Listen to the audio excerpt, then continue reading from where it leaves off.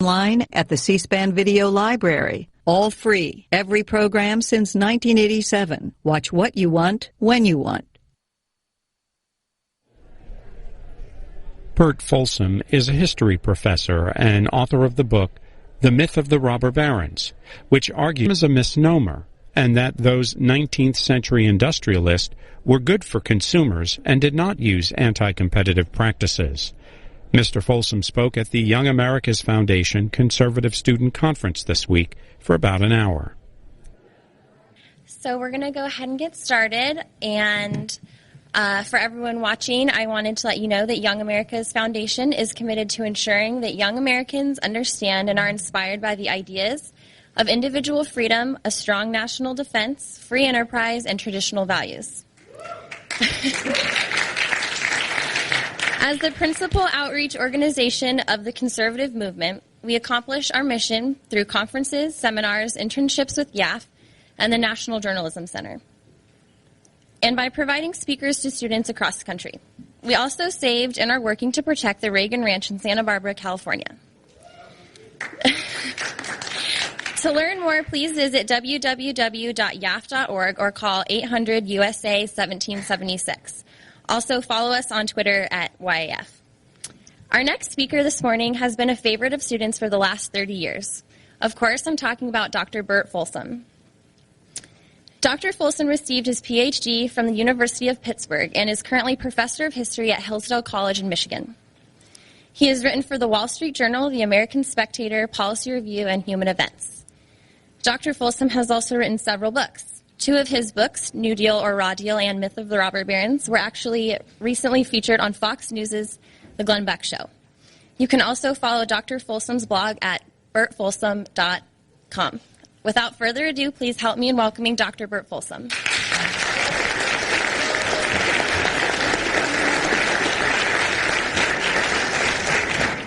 Thank you, Kiana. It's great to be here. I'd like to thank the Young America's Foundation and, of course, welcome everybody to learn some things about history this week and other subjects, because when we look at the issues today, and I'm thinking of the economic issues in our country, what we find is that the issues that are important today, the whole issue, do we have freedom?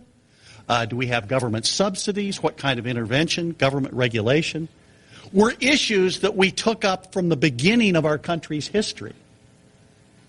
Now, the founders created a constitution, as you know, that limited the power of Congress, limited the power of government. Article 1, Section 8 is a description of the powers of Congress, a very limited amount of activity that they could be involved in. The attitude of the founders was this, when they looked at the United States and the world economically. The United States may be an economic power, but whatever happens, we're going to go the course of liberty. We're going to value individual liberty, and to the extent that we become a significant international force is the extent to which our entrepreneurs are able to rise to the occasion, create the products, market them in ways that make the United States dominant. That is the attitude of the founders. That attitude prevailed for generations, and in fact that limited government attitude of the founders produced a situation by the 1830s and 1840s where the United States not only had limited government, but we had paid off our debts from the Revolutionary War, and get this, we were running budget surpluses and had zero national debt, but instead had national surpluses. And one of the major issues of the 1830s was, what do we do with all this money that left over at the end of the year? How many think that's a real pressing issue that we ought to think about? It's a little bit different from our national debt now, isn't it, of $30,000 a second, every second. A far cry from that. In the 1830s, we had paid off our national... By the way, how many knew about that? How many in class have had professors tell you that? I see a couple, but that's about it. Yeah, a few. But we were running budget surpluses. That's the creation of the founders, that we're going to have limited government, turn the entrepreneurs loose, and we were getting some prosperity. However, I have to say this, in the 1830s and 40s, another school of thought emerged. And that school of thought said we needed to increase the role of government. Now, I think in some ways this may have been inevitable that those people would come in, because you're not going to get a situation where you're running national surpluses and have zero debt and have all the politicians say, oh, yeah, we ought to return all of this back to the people and not spend any of it. I think that's really kind of unlikely. And so maybe it's inevitable that some politicians would emerge who say, well, now that we've got a surplus, we have a program, especially in my district, that would be very, very helpful if we would fund. We were getting that. But here is the way it was presented in a way to have market appeal. And the market appeal is this. We have one school of thought, keep in mind, if the United States is going to grow, it's going to be through freedom. It's going to be through individual liberty, and we trust our entrepreneurs. The second school of thought here is going to be this. That, yes, I know that we need some freedom. Yeah, that's right. But England is surging way ahead of us every year. They increase their margin.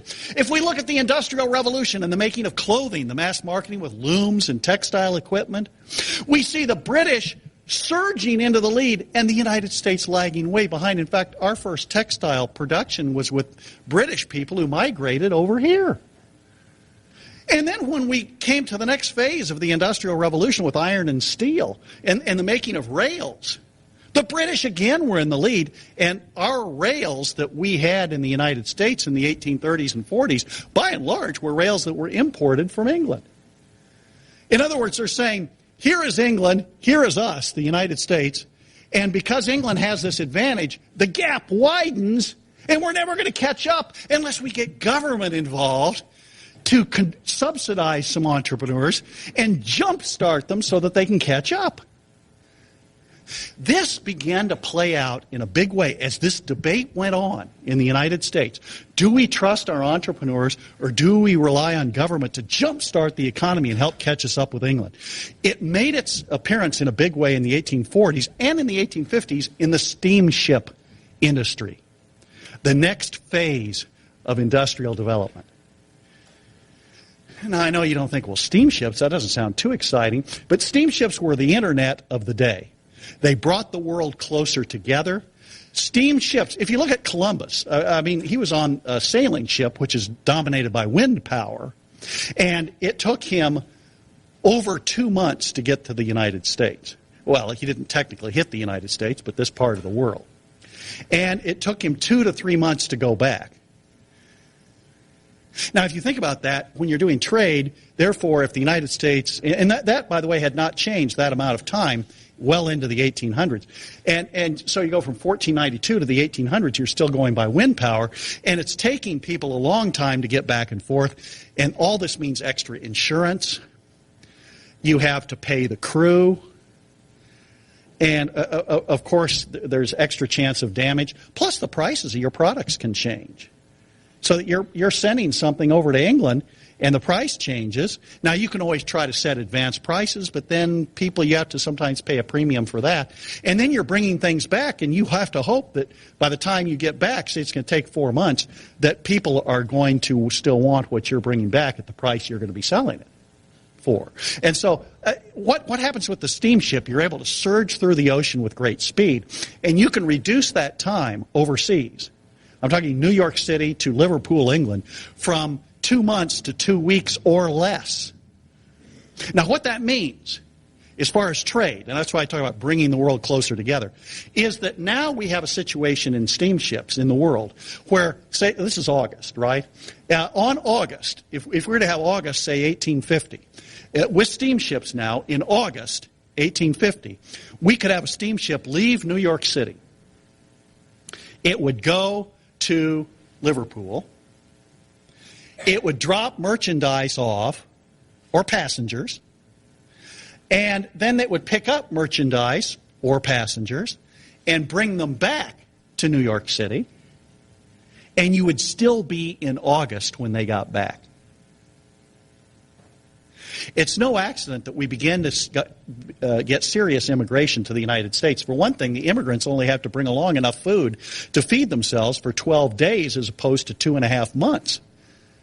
And so it's easier. The migration is going to increase. The fares diminish in price. So we're beginning to get the world, bringing the world closer together, and steamships is very important.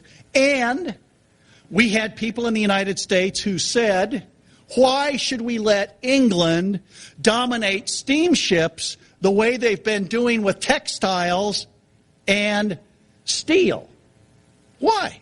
Why don't we kick in and instead of just letting it happen and letting the British dominate this, let's subsidize a steamship industry and compete with them. The man who took the lead in this was a man named Edward Collins. And he came there to Congress and he said, if we would just subsidize a steamship company, then instead of England being way up here and we are way down here, and then we jumpstart and we catch up with England, and then at some point we can let free enterprise flourish, but we've got to catch them first. Now, Edward Collins said that he was prepared to volunteer to receive the federal subsidy. Wasn't that generous of Mr. Collins? He was going to receive it. In fact, he said, I think for about a little less than $400,000 a year, that I can run this business. Now, I hope to be able to do that for just 1 year. I'll need this subsidy. And he said, but it'll help get me started. I have startup costs, and that nearly $400,000 will help with that. And Congress said, well, $400,000. See, remember, in a time when you're running a lot of budget surpluses, $400,000 is a lot of money. That is worth a lot more than we could get today. Also, our national debt never more than $75 million, and we whittled that down part. And so they were reluctant. And then Collins said, one other thing, by the way, I'll need $3 million to build the ships. They're going, what? He said, sure, here's my idea. He says, we'll have 2 ships in New York City and 2 ships in Liverpool. Then on Monday, see, we'll have one from each port will sail. And then the next Monday, the next ship will sail. The first ones will have crossed and arrived before 2 weeks. We will refurbish them and get them going so that we can have regular weekly service. If you follow me. With 4 ships, we can go across and have a regular Monday service from both Liverpool and New York City. But we need 4 ships to do this, and that will cost $3 million. And Congress thought, oh my gosh, $3 million. Plus he says he needs this $400,000 for startup costs. And at one point they asked him, well, how is your company constitutional? Wow. You know, he never considered that. You know, I've got to look in the Constitution. And he discovered that the Congress is empowered to build roads and post roads for the post office. And he said, well, the ocean is kind of a post road, so I deliver the mail. See? I'll deliver the mail. In fact, he was calling it the Collins Mail Steamship Company. I'm this constitutional company. And Congress said, well, you know, we've tried this free enterprise stuff. England seems to be widening the gap. I think to jumpstart our steamship industry, we'll trust Mr. Collins, and we're going to give him a subsidy. And the United States bought into the idea of subsidizing a federal company to do steamship trade, passengers, mail, freight, all across the ocean. Well, Collins did his steamship company, was successful for a year. Then the second year, he came to Congress, and he was shaking hands with them. They were all happy that he'd done his business. And he said, you know what, I wasn't able to get my business going as well as I thought I was going to be able to do. And so I had a steeper startup cost than I thought. So actually, next year, I'll need an increase to about $500,000 a year. You know, the Congress said, whoa, we bought in for a 1-year subsidy. Now it's $500,000. So they thought, well, okay. And Congress voted the next year an increase in Collins' subsidy. He had steady increases. He got himself up to $600,000. Each year he seemed to... One year he said, oh, the caulking on the ship went out. I had to send it in for repairs. I lost my weekly service. I lost business, so I need to have a subsidy increase to make up for that. Then he came to Congress, and a man who had been watching Collins receive his increased subsidies was very disgusted by it, and that man was Cornelius Vanderbilt. Nicknamed, does anybody know what he's nicknamed? The Commodore? Yeah, the Commodore. Yeah, he was in the steamship business. And he said, these subsidies to Collins are ridiculous. And he said, I'll tell you what, whatever Collins asks for this year, I'll do it for half price. I'll do a half price offer. It's like a blue light special, at Walmart. We'll do it for half price. And that was an interesting situation. So Collins came to Congress, and he requested a subsidy of this. $700,000. And so Vanderbilt said, bingo, I will do the steamship business, and I offer to do it. What would be his offer then? $350. I'll do it for $350. Now we have an interesting situation. Congress is faced. Do we accept Collins' offer of $700,000 or Vanderbilt's at $350? They debated this proposition. They debated the question. And I have a question for you. How many of you think that Congress accepted Vanderbilt's offer to do it for half price and save $350,000? How many of you think they accepted the half price offer? I see a very tentative hand. He looks around carefully and finds no one else raising their hands. What? Anybody else? Wow. You people have been in Washington, D.C. longer than I thought. How many think they did not accept Vanderbilt's offer and we're going to take the more expensive Collins? In this case, the unanimous, but almost unanimous except for one opinion, in this case, the majority is right. Yeah, you're absolutely right. Well, now, maybe somebody can help me. Come up to the mic. Why would they accept? Why would they not take a discount and save $350,000? Anybody have a thought? Or go ahead. Go up to the mic. Give us your insights for all of us to hear. I'm not sure you want my insights. Because the government was already... Is this thing even on? Because the government was already invested in Collins, and they would have lost their investment. He would have gone out of business and lost his ships. They could have been sold to someone else, most likely Vanderbilt.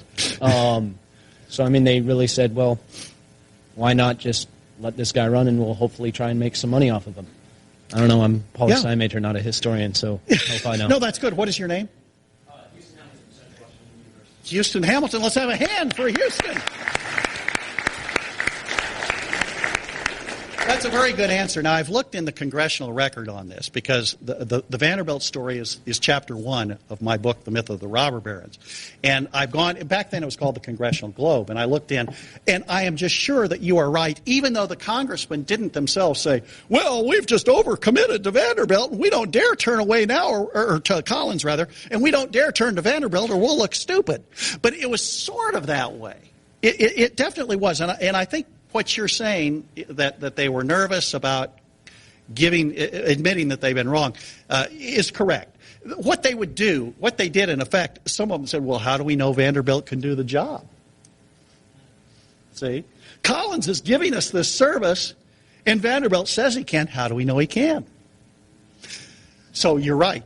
You're voting. Congress gave the subsidy, the increase to Collins, and he received the $700,000. And he was all happy, and he was going to New York Port not a terribly long time after this. And he saw something in New York Port that was very disturbing to him. There was a ship right alongside his ship that was getting ready to sail the next day. And that strange ship right alongside his ship was a big steamship, and it was modestly named the Vanderbilt. And he said, I'm taking passengers, and I am ready to go with no subsidy. Nobody tells me I can't run this trade. He was that kind of entrepreneur. I'm going to show them with no subsidy. So Vanderbilt with zero subsidy is now against Collins. And at first, Vanderbilt his ship just took off from New York port and was defeating Collins. In fact, he broke a record for the fastest time overseas. But he said after that, he says, I can't do that because you use so much fuel when you go really fast like that. And I can't afford to use that fuel because I don't have a subsidy. See, I'm having to buy my own fuel and my own coal, and so I just can't afford to do that. So for the steam power. So Vanderbilt said, I've got to go slower, in fact. I mean, it's somewhat like driving a car. You know, you're more efficient at 50 miles an hour than you are at 80 or 90. Even though, right, it's a lot more fun at 80 or 90, but you're more efficient. And see, Vanderbilt's having to look at this from a dollars and cents. It was fun to beat Collins across the ocean, but it was expensive. And so he went slowly, and Collins usually would beat him by a day. Collins would do it maybe 12 days, Vanderbilt 13, something like that, typically, because Vanderbilt had to save money on fuel. He was looking for any kind of way to save money. He would save money. For example, he hired teenagers, people younger than you, but not much younger, who would come in and he would give them a percentage of the ticket price for every person they could persuade to get on his steamship. And since there are lots of people wanting to go overseas to migrate to the United States, there were people who made money doing this. He saved money. He didn't insure his ships. He said, if insurance companies can make money on insurance, I ought to be able to make money by taking care of them. And I have to say this, he never had a serious accident. No one was ever killed on his ships. So he had all sorts of ways. The other thing that he did was he virtually introduced what we would call the third-class fare. It was sometimes called the sardine class fare because they were packed in about, there are 200 and some of us. And it was about like that on his steamship, below deck. And we're sitting here packed in like this. But he would lower the fare. The typical fare would be $120. Vanderbilt cut it to $35. Because he figured if I pack a lot of people on my steamship, my costs are, economists say, fixed costs. And so I don't have to pay that much more whether I take 100 people or 800 people on my ship. So I try to get as many as I can. So giving those discount tickets would pack people in. And I'm not trying to say, boy, was this a luxury cruise. I mean, imagine all of us in here like this for 12 days. And we can't do a whole lot of moving. I mean, a little bit, but, we have to sleep like this. And does anybody here snore? Yeah. My wife says I snore. So, that wouldn't be too pleasant. You've got crying children, screaming. So I'm not saying it was a pleasure cruise, but Vanderbilt made some money selling food. That was the other thing he did. He helped invent the potato chip. And so he would sell food. And the upshot is, at the end of 1 year, Vanderbilt, with all of his methods of innovation, made a profit with no subsidy and discounted prices. And Collins ran a loss and had to ask Congress for an increase in subsidy up to this $858,000. And Congress said, for goodness sakes, why $800? I mean, that's the biggest increase you've ever asked for. And he said, I'm losing business to Vanderbilt. I'm losing business. He got so many passengers that I hardly had any passengers, so I need a bigger subsidy to stay in business. So you have Vanderbilt with no subsidy, running a profitable business, and Collins coming back to ask for $858,000. Congress now has to debate, what do we do about Collins' request for $858,000 for the next year? And I have a question for you. How many of you think Congress gave Collins $858,000? I saw one head just nodding like it. Oh, a lot of hands. A lot of hands. Very cynical young people in this audience. How many think, no, they didn't. They refused. Absolutely not. Just a real sprinkling of hands here and there. The overwhelming majority of you think they gave him the money. They gave him, after all, they gave him the money. The $858,000 subsidy. In this case, the majority is correct. That's exactly what they did. And some of them were like, well, Senator Seward of New York, who came up and said some people want to desert their friends just because someone else comes along for a brief period of time and shows a little competitive fervor. Well, Senator Seward neglected to mention it was other people's money that was supporting his friends. And Collins went ahead. He got the $858,000. He was a little more nervous. The vote was closer, as it was with you. And Collins was uneasy, and he thought, I've got to advertise myself as a great company. How do I outdo Vanderbilt? And he thought, one thing I do better than Vanderbilt is that I'm faster, right? Because Vanderbilt goes slow to save fuel. And so he started advertising, I am the luxury cruise, Mr. Collins. If you are an important person, if time means something to you, a day in your life, if it's meaningful, go Collins. If you're an unimportant person and a day in your life is meaningless, then take Vanderbilt. And he was trying to play on people. Boy, if you want to get somewhere fast, go Collins. Well, Vanderbilt had a certain sense of humor in his own way. And Vanderbilt, after these ads came out, started just whipping across the ocean. And when Collins was taking off, Vanderbilt just surged ahead. You know, Collins had promised, I'm going to be first. Vanderbilt had instructed his commodore in charge of the ship, his captain, to pull back after a while and let Collins pass him. But he said Collins will be nervous that we're on his tail, and he'll just be speeding across, wasting fuel, and we'll just be conserving, and we'll have a little fun. Well, it was not so much fun for some of Collins's passengers when Collins was really whipping through the water. Collins, and I really regret to say this, he had one of his premier ships going across the ocean whacked right into an iceberg. How many have seen the Titanic? One of the versions? Yeah, don't ever believe that was the first big ship to whack into an iceberg. Collins, if we go way back, even more than 50 years before the Titanic, had one of his big wooden-hulled ships crash into an iceberg, sinking and killing over 450 passengers. And another ship was in the area but couldn't get there in time to save anybody. Collins had another ship, oddly enough, leave Liverpool, England in April 1856 and has not arrived yet. Now, we still may have a bureaucrat here in Washington waiting to see if it will come into port. But even if it comes in, it isn't going to do Mr. Collins any good at this point. Collins has now, what percentage of his fleet is now either sunk or mislaid or whatever? Half? Yeah. He has 2 ships, and he says, I can't continue my business. He tried to get Collins. He thought, I wonder if I can get 2 more ships from Congress. And Congress said, well, the one that's missing may come in.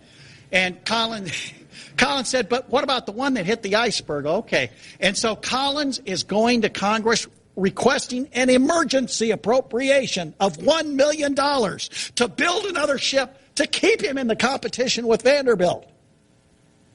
An emergency appropriation, $1 million.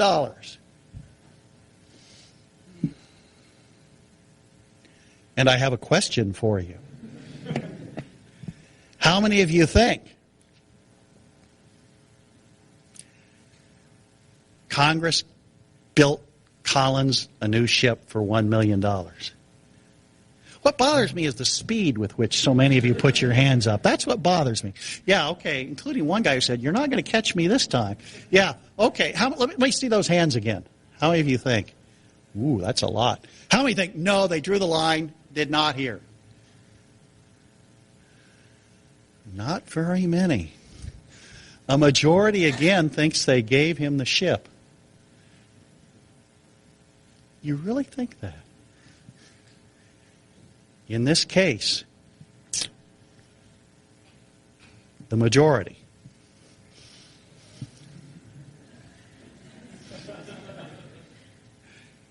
is right again.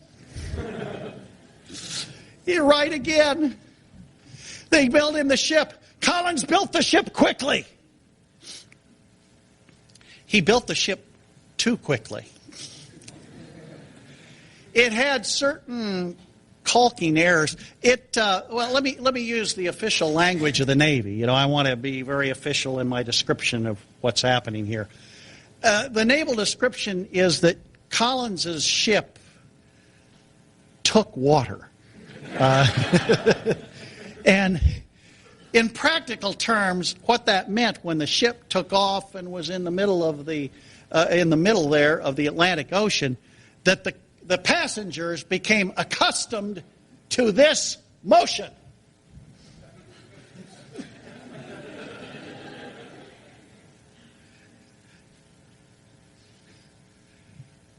Maybe that's the first federal bailout. I'm sorry for that. I know you think we're laughing and that ship's going to sink and all these people are going to die. They didn't. And I've read accounts of that famous voyage and the people who were on it and how, you know, they have reunions that we made it through a Collins ship and all of this. And they got over there and, I don't know this for sure, but I mean, they were so happy to get there. You know, they're kissing the ground. I've arrived. Their pants are all wet. They didn't die. Not one of them died. And Collins was excited. No one died on my new ship. No one died. However, there was a big disappointment for Mr. Collins next week. When the ship was there waiting to take passengers, no one bought a fare on his ship. And he realized, he thought, well, maybe I can repaint it, change the name. But he thought, maybe I ought to just sell it. He says it takes a lot of work to get, it's in such terrible shape. And he thought, I'll just sell it. He says, I know it cost $1 million to build it, and I'll get something for selling it, and then maybe I can do another one. And so he sold it at auction, and he sold it for a price of $10,000. He sold it at a loss of $990,000. And so, oh my gosh, and I read one account that said, this is terrible. It's $1 million ship being sold for $10,000. And I had another source that said, well, it was only good for firewood. That was about the market value of that ship was $10,000. And so Collins was hustling. He came to Congress again, and this time he said, as he came into Congress very proudly, I come not empty-handed. He came and had the $10,000 to lay down. I need another ship, and here's $10,000 to start on the process. I'm not asking you for $1 million this time. I'm only asking for $990,000 to build another ship to keep me in the competition with Vanderbilt.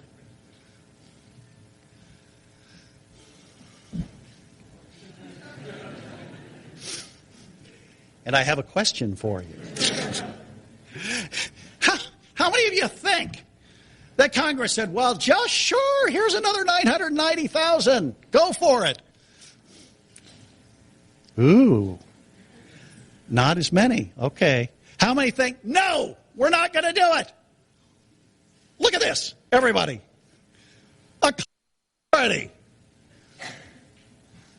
A majority thinks, they said, we will not give you the money to build another ship. And in this case, the majority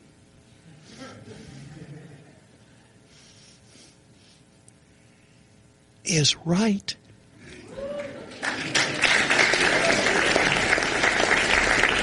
I don't know if they had just say no buttons, but that's what they did. They said no. And, when I was writing this chapter up, see if you can detect, as I thought I did, some irritation on the part of members of Congress at giving all these subsidies. Because not only did they vote no new ship for Collins, they voted no new subsidy. No annual subsidy. Nothing. And so here's what we get. Senator Judah Benjamin of Louisiana says, quote, I believe the Collins line has been most miserably managed. Senator Robert Hunter of Virginia said, quote, the whole system was wrong. It ought to have been left like any other trade to competition. Senator John Thompson of Kentucky said, "Give neither this line nor any other line a subsidy. Let the Collins line die. I want a tabula rasa, the whole thing wiped out, and a new beginning." And in 1858, Congress did give a new beginning with no new federal subsidies for steamships. We had spent, and Collins, by the way, went broke within 6 months. He's out of business. But there's no problem because the English, remember, have their own companies. One of them still in existence today, the Cunard Company, steamship company. They had another company called the Inman Company. So they had two companies that were doing steamships over to the United States. And then we had, of course, Vanderbilt. So we still had multiple companies in action, plenty of competition. We spent in this country $11 million on steamship subsidies. And all the time, we had Vanderbilt to do it for no subsidy whatsoever, running an excellent business. I cite this because I've never seen this story explained in a textbook. Have any of you seen this in a textbook? Now, if you follow my point, if we're going to try to diagnose what should we do in the future, and we don't study and analyze what happened in the past when similar problems came up, then we aren't really arguing the subject in a fair-minded way. Now, I wish after this I could say, well, we certainly didn't do any more of these subsidies for a long, long time. Well, try about a year. Or 2 or 3, because we began to get the Transcontinental Railroad subsidy shortly thereafter. And some of the congressmen said, okay, we want to connect California with the rest of the nation. We have railroads going all the way to the Midwest, but we don't have anything going out west. And so we want to connect California to the nation. And so why don't we do federally funded transcontinentals? And some of them even said, I've got an idea, we'll learn from Vanderbilt. We'll have competition. We'll have 2 railroads with subsidies. We'll give subsidies to the Union Pacific to start in Omaha, Nebraska, and go west. And then we'll give subsidies to the Central Pacific to go from Sacramento, California, and go east. And then the idea, is that they'll meet. We'll give them both subsidies. They'll meet, and then we'll have a transcontinental railroad. And they were going to give subsidies for each mile that the railroad Transcontinental had built. And they were going to give land, too, some land on both sides of the railroad. So you're getting land and money, the federal loans, to go across the nation. So what we have is the Union Pacific and the Central Pacific headed across. And the Union Pacific started out, and they're going through Nebraska. Now, I'm from Nebraska. I don't know any of you have lived there, but it's very flat. And what happened was the Union Pacific was making lots of money on flat land because it's easiest to lay track on flat land. And so the road began to start to look like this. Right? Because each mile, we're getting paid by the mile. So it was not the shortest distance between 2 points. It was, and they were sad to run out of Nebraska. And they got into Colorado, and whoa, there's the mountains. Whoa. And they were getting extra pay to go over the mountains, but this is going to take us a long time. So instead of looking for a low grade through the mountains to try to make it easy, they said, well, we're just going to go quickly. They got a high grade, and they had it so steep that the train couldn't even go through the mountains on the rail line that they initially built through the mountains. And then the Union Pacific got on the other side and thought, well, we're going strong. And they're closing in on the Central Pacific because they're coming in the other direction. And both of the lines are coming in and they're getting close to each other. Now, we had in the 1860s, we had the invention, the development of dynamite. The Union Pacific could have written a book called Dynamite, Its Uses and Abuses. The use, of course, is to blow up hills and get a flat ground so you can have a low grade for building your rail line. The abuses are when you do what the Union Pacific did and sneak over to the Central Pacific's line, blow it up in the middle of the night, and then say, ha-ha, they have not completed their line to get the mileage, and then the Union Pacific keeps building their railroad. Right? Now here's a tough one. What do you think the Central Pacific did? And I have a question for you. Do you think they said, well, it is time that we turn the other cheek, allow this to happen, and simply settle for the subsidy that we're getting? Do you think they said, aw, shucks, we certainly don't want to use language harder than that? Or number three, do you think in the middle of the night they sneaked over to the Union Pacific lines and blew them up?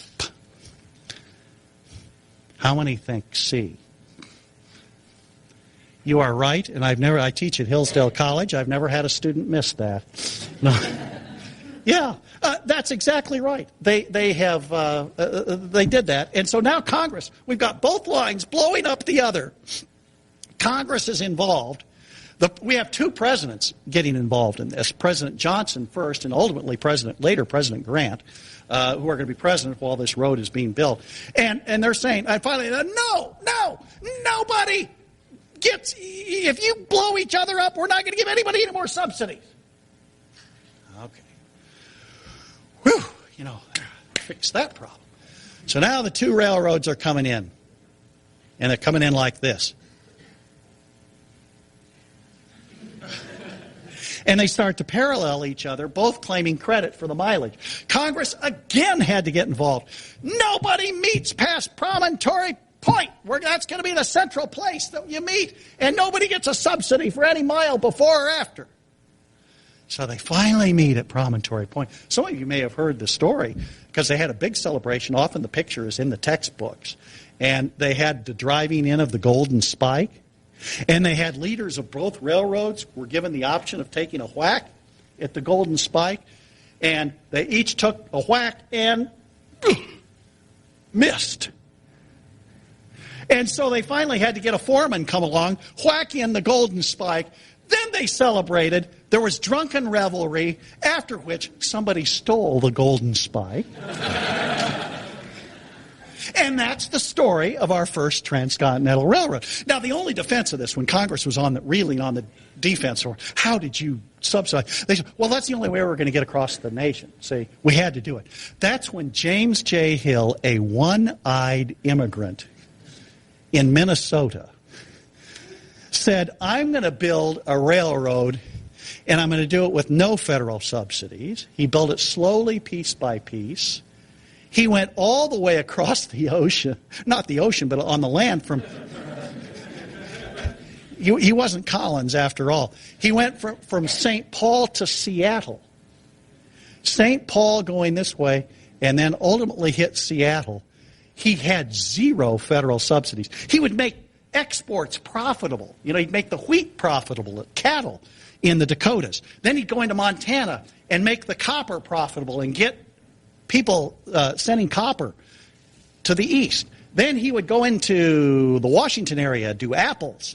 And finally, he talked his neighbor, Frederick Weyerhaeuser, into building a timber, into harvesting the timber of Washington over there in the Seattle area. And Weyerhaeuser, he said, well, I'll give you good rates sending it back to build homes back in the east. And Hill ended up building a transcontinental railroad that made profits every year and was arguably one of the best built railroads in the country. And it didn't have this sort of stuff going on in the railroad because he was having to pay every cent of the way. In fact, when he got to the mountains, the way he handled that, he looked back at the journals of Lewis and Clark to see how they got through the area so he could get the flattest grade through the mountainous area that he could. And he ended up buying options on Indian lands. All of this. We ended up having a transcontinental with no federal subsidies. The Hill Transcontinental, called the Great Northern Railroad, never went broke. The Union Pacific and Central Pacific went broke in the Panic of 1893. The best built, most profitable transcontinental was the only one to receive no federal subsidies. Now, I want to say something here and say it in a complimentary way. When the congressman experienced first Vanderbilt and then Hill, they said, we've learned. They said, yeah. And the majority, not all of them, but we had a majority who argued, We may succeed as a nation economically and be dominant. We may not. But whether we do or not is dependent upon the entrepreneurs that this nation produces, not on jump-starting the economy. Because every time we've tried to jump-start to catch up with someone, we've started here and we've ended up down there, losing money, encouraging bad spending habits, and clearing entrepreneurs, if we're not careful, out of the market, although we're glad Hill and Vanderbilt came in and showed us the way. That lesson was learned. Hill, by the way, is the second chapter in the book. We start with Vanderbilt and then go to Hill. But the lesson that is learned in this period of the late 1800s, sometimes it's called the Gilded Age, is that we're going to have relatively free markets, occasionally tariffs here and there, but a relatively free market, and Congress stands back and says, hey, we rise or we fall on the basis of the creativity of the people of the United States. What happened in that generation was the most dynamic, productive abilities that were unleashed almost that we've ever seen in our history. We had, for example, in the oil industry and in the steel industry and in the chemicals industries, all of those industries, Americans emerge not only to challenge Europeans, but to defeat them, head-to-head, defeat them. In the case of steel, where England had that head start, some of you may have heard of Andrew Carnegie. Started Carnegie Steel. Yeah, he pronounces it Carnegie, so we'll go with, we can say Carnegie if you want, but he pronounced it Carnegie. He was in Pittsburgh, and he was an immigrant, like Hill. Like James J. Hill, he was an immigrant. And Carnegie, in fact, he was an immigrant from Great Britain. That made it even wilder. He started a steel industry over here. And when he started it in the 1870s, the steel rail price was about $56 a ton. He innovated, Bessemer process, open hearth. He innovated in all sorts of ways with double entry bookkeeping at every level. He rewarded his employees on the basis of innovations that they made, not seniority. And he'd sometimes offer stock in the company to people who had successfully come up with ideas to break through. He ended up, by 1900, he starts at $56 a ton. Everybody in the world had improved up to about $25 a ton. Carnegie was producing steel, could make it for $11.50 a ton. He was the dominant steel company. He produced more than the entire nation of Great Britain. Great Britain had that head start. We received one of their people, Andrew Carnegie, who came over here and led the United States steel industry to greatness. His company is the forerunner of U.S. Steel. But it happened in other industries. Oil. The first billionaire in U.S. history is John D. Rockefeller. And in the oil business, now, when I describe this, sometimes I have to catch myself because it's so exciting. We know, how many of you know how much, anybody know how much, what percentage the United States has to import of the oil we use? Here's 70s, and yeah, it's about 75%. Now, I want you to get this. John D. Rockefeller, with his company, Standard Oil, and back then the oil was mainly for kerosene, by the way, more than gasoline. Kerosene, right, for lighting before electricity. Of course, eventually the oil was going to be used for gasoline and other products. But Rockefeller, when he started his business, was so efficient that he had a market share in the world, a world market share with one company. One American company had a world market share of about 60 to 70%. Of all the refined oil used anywhere in the world, one American company had over 2/3. His company. Nobody in the world made oil and refined it more cheaply than John D. Rockefeller. And one of the things he did, he was one of the first environmentalists. One of the reasons he was so good, he not only invented processes where he could get more kerosene out of a barrel of oil by heating it, called cracking, more intense, but other people who were doing oil took all these byproducts, this sludge, and they said, ooh, icky, let's throw it away. And they tossed it in the Cuyahoga River outside Cleveland and anywhere else. Rockefeller had a very sensible attitude. He was a strong Christian, and he said, God would not make anything that did not have a purpose. Therefore, the sludge that everybody's throwing away has a purpose. We just don't know what it is. And so he was innovated with research and development, and he brought these scientists in and said, I want you to figure out what God made this for. And they would do all sorts of experiments, and I mean they would make byproducts, naphtha, paving materials, paint, lubricating oils, Vaseline, all of these were byproducts. So Rockefeller was very soft-spoken, well, gentlemen, don't bother to throw your byproducts into the ocean. I'll just take them over at my company.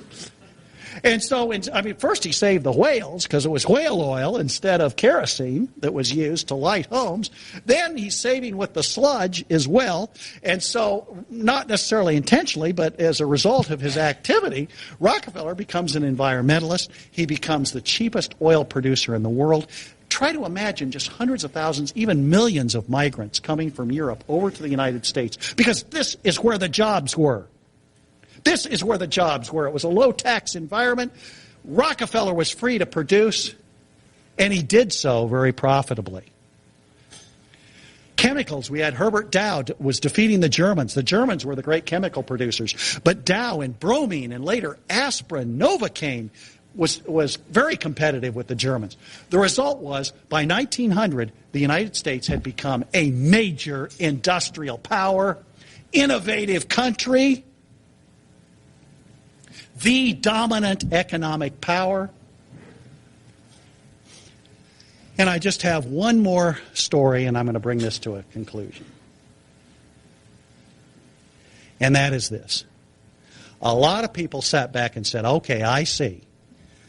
Free markets, entrepreneurs are more productive than when we try the subsidies, as we did with Collins in steamships and the Union Pacific and the Transcontinental Railroads. I see.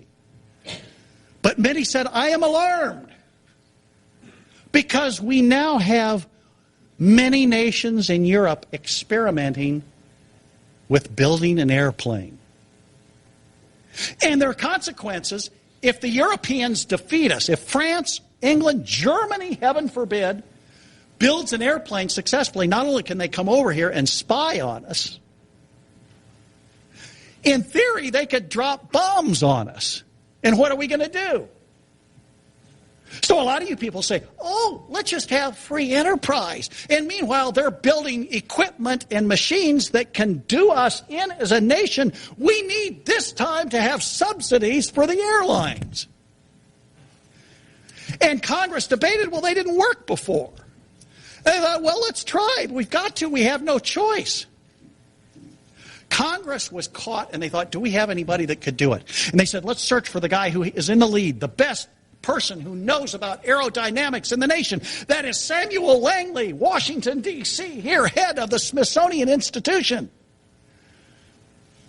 Langley had written a book on flight and on gliders. He said, yes, I will receive your subsidy. And Congress, so, a little bit wary, and they said, we'll give you enough for 2 flights. And he said, I'll try it. And his first flight, he had a theory of flight. He had his plane in the Potomac River on a houseboat. No, he didn't have a runway, because his theory was you shoot the plane into the air, almost like a catapult or a slingshot. You shoot the plane in, its engines are going, and then the momentum keeps it going.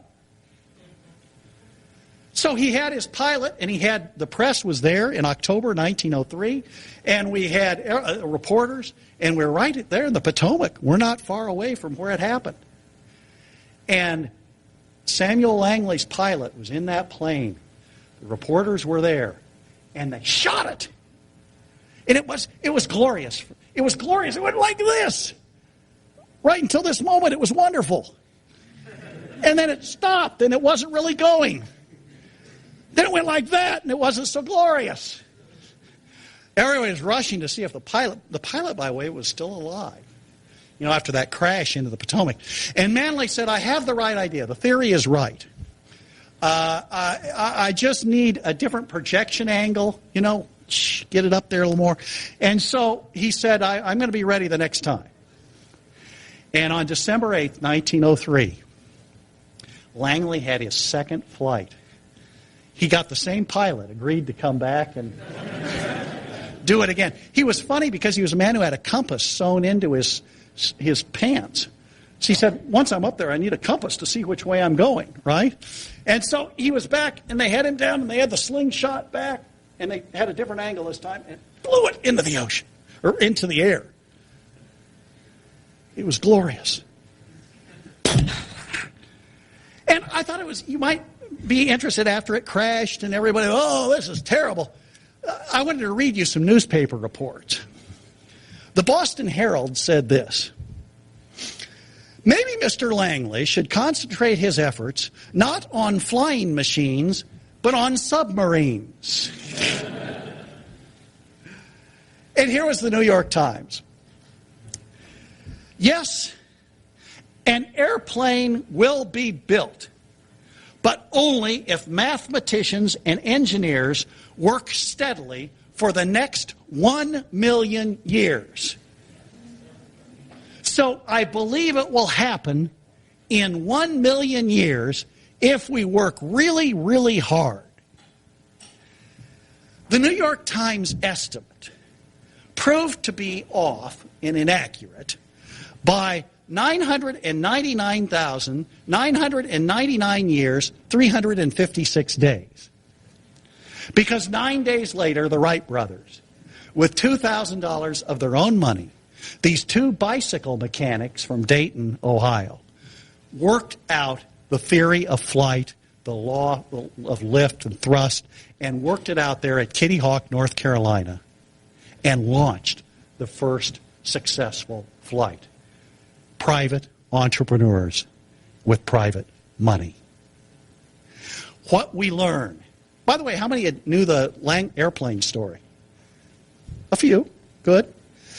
My larger point, and I conclude with this: if we don't understand the past and how subsidies worked when we grappled with that issue back in the 1800s, how can we have the knowledge and the reasoning power if we don't bring these into the debate to conduct a serious and intelligent debate over these same issues in 2010?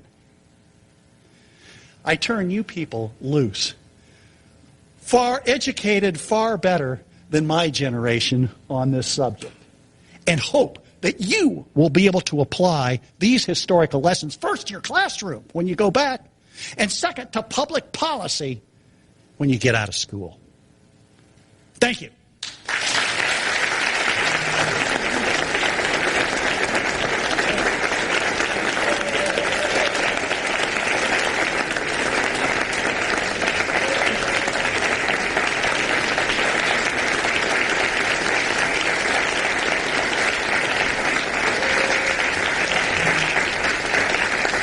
Thank you. I couldn't have done it without Vanderbilt and Hill and the Wright brothers. They were wonderful. Hey, let's have some questions. We may have time for a couple.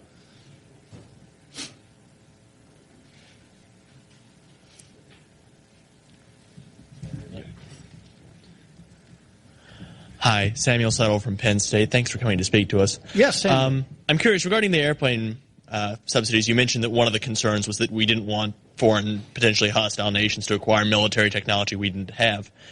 And I'm sort of curious, how do you feel about military development in general, especially since most of that gets funded by the government? And I'm kind of thinking about during World War II, for instance, where we had the Manhattan Project and where there were these government subsidies that developed weapons that enabled us to win wars.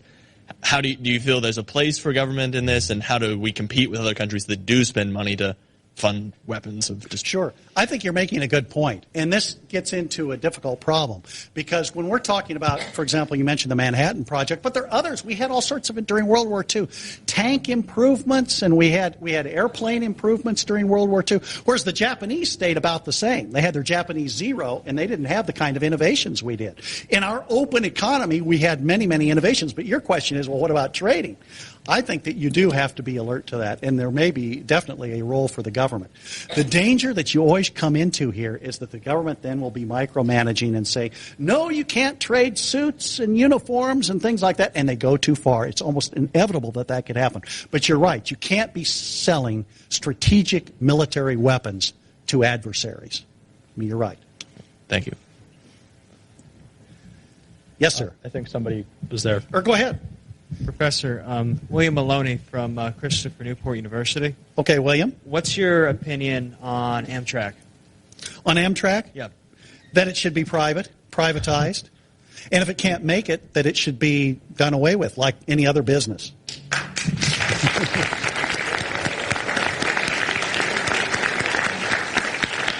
I think that rail transportation, if given a chance, however, might prove better than you think. And it might be short distances that it would make a go of it and then work its way, as Hill did, longer distances. But once you get the intervention out, I think that it would be more efficient than we might imagine. Go ahead. Thank you, Dr. Folsom. My name is Naftali Rifkin, and by the way, I use Amtrak a lot to travel between New York and D.C., and it drives me crazy how every single train is late, no matter what. Right. If you get an automatic subsidy each year, you don't have those sorts of incentives. Right, absolutely. So my liberal friends would say that they understand that free markets are more competitive and therefore more successful. But they also say that free markets create terrible divisive competition and edge out people who want to be more successful but don't necessarily have the means or ingenuity like Vanderbilt and Hill to build themselves up. So they need the government subsidies to get there. What would you say to that?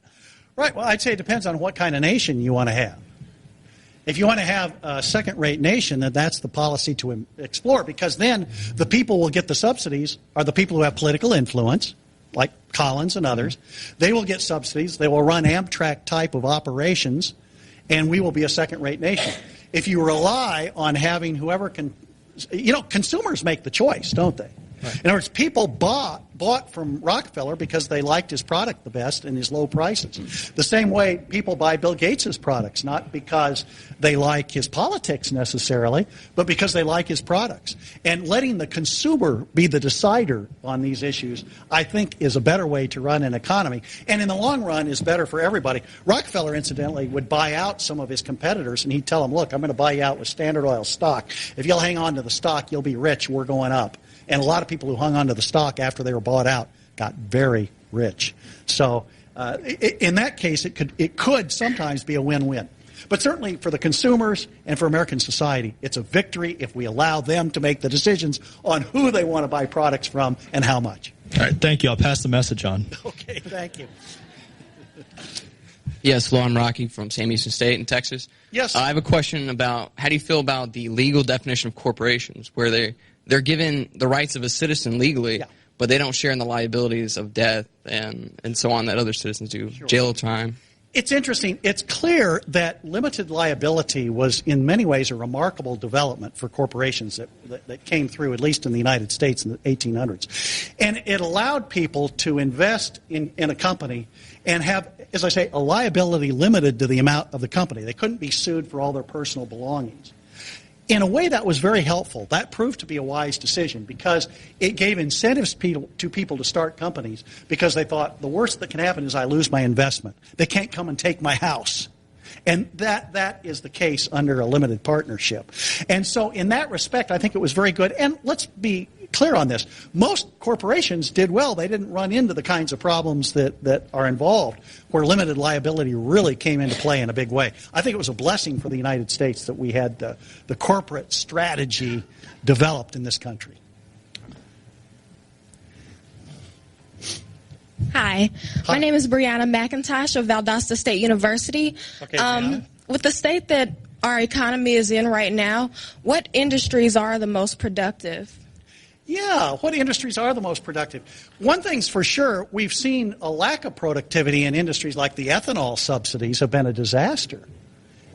And they have really, they've done terrible things. We've already had mentioned Amtrak. How about about some that haven't received subsidies that are doing rather well? Ford Motor Company is doing well. They took no federal money, and Chrysler and GM did and have not been as profitable. Southwest Airlines refused to take airline subsidies after 9/11, and they have been doing better. They've at least been profitable on each quarter. So those companies that have tried to do it to be successful through entrepreneurship and competing with a low price and quality entrepreneurship have tended to do better than those companies that have received federal subsidies. I'd also say FedEx. I mean, that's the largest, as I understand it, they have the largest flock of planes, privately owned planes in the world. You know, UPS. We have companies that have gone private companies competing with government-operated companies, and the private companies, again, are doing better in 2010, just as they did back in the 1800s. Thank you. Thank you.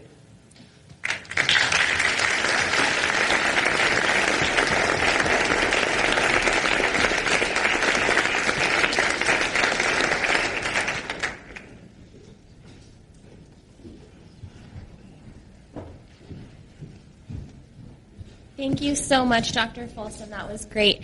And there is going to be an encore to that later on in the day. So I'm excited too. Anyways, we are going to take like a 5-minute break, and Dr. Folsom is doing a book signing outside with Myth of the Robber Barons. So you guys can take a 5-minute break, and he'll be right out front.